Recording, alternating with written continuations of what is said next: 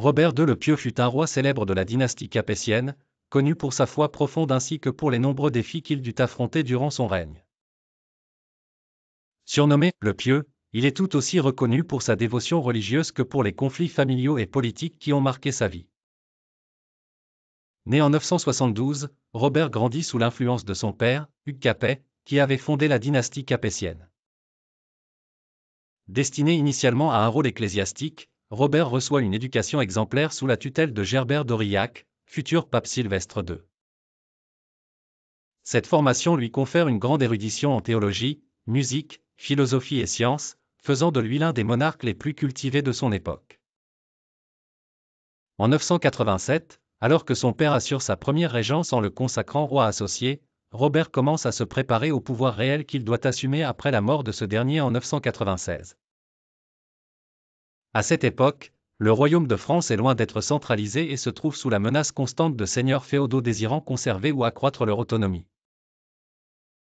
Réputé pour sa piété, Robert est cependant plongé dans la controverse en raison de sa vie matrimoniale.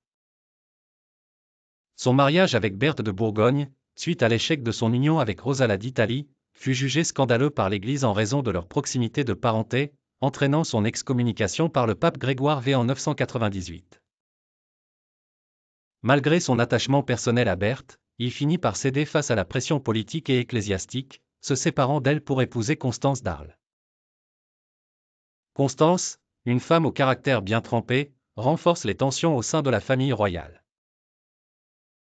En effet, ses manœuvres pour promouvoir l'un de leurs fils aux dépens de Henri, désigné héritier, conduisent à des disputes fratricides. Malgré ces discordes internes, Robert maintient sa position même face aux révoltes qui secouent son royaume par ailleurs. Malgré ces turbulences, Robert est aussi un roi bâtisseur et un réformateur religieux.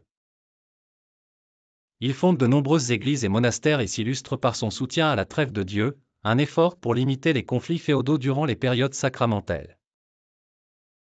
Sa promotion des arts sacrés et de la musique liturgique témoigne de son engagement à fusionner la spiritualité avec ses responsabilités royales.